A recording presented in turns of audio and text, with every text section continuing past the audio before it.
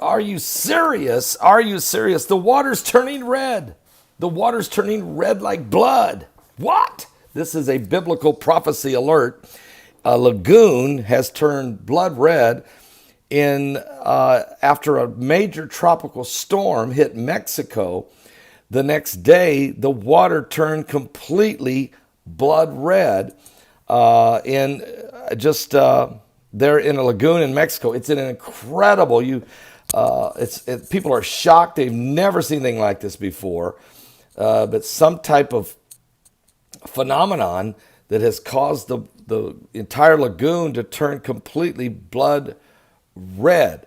Now they said that after the storm, the conditions of the water was perfect for a outrageous, fast, sudden growth of microorganisms to change the water blood red. But scientists are puzzled and baffled by it because they have never seen anything happen that fast. Not like that, not overnight. No.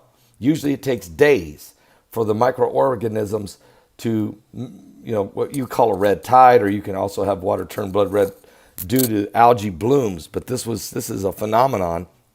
Now, the Bible does talk about water turning blood red in the last days. If you go to Revelation chapter 8, the Bible says in Revelation chapter 8, verse 6, it says, the seven angels which had the seven trumpets prepared themselves to sound. The first angel sounded, there followed hail and fire mingled with blood, and they were cast upon the earth, and the third part of the trees were burned up, and all the green grass was burned up.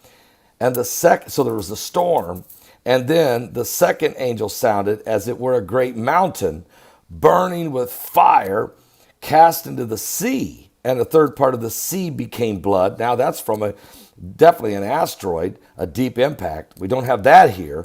But then it says the third part of the creatures which were in the sea and had life died, and the third part of the ships were destroyed.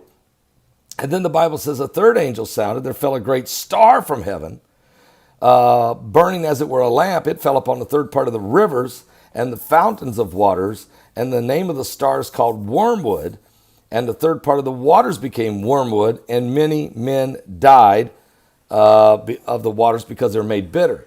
Now that event is what I call the two deep impacts of the Bible found in Revelation 8:8. But that's not what we have here. We do have, though, the water turning blood red, which the Bible did say would happen. The Bible says it will happen also, that there will be signs in the sun, the moon, and the stars. Distress of nations with perplexity. The sea, the waves will be roaring. Men's hearts will fail them for fear, for looking after those things coming upon the earth, for the powers of heaven shall be shaken. There's other scriptures in the Bible that says that the sun will be darkened and the moon will turn to blood before the great and terrible day of the Lord. So there's a lot of signs that you'll see in the last days.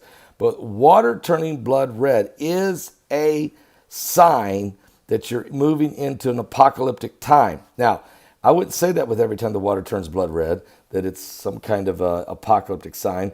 This one, though, never seen it before, not like this, not this quick, not this unbelievable, not this color so bright, and it happened overnight. A phenomenon, certainly baffling even scientists. But we're living in the end times where the water is going to turn blood red, okay? The water will turn blood red, and we're witnessing it once again for the 38th time in the last 8 years, somewhere in the world, where mysteriously, in some cases, the water turns blood red and there's no algae.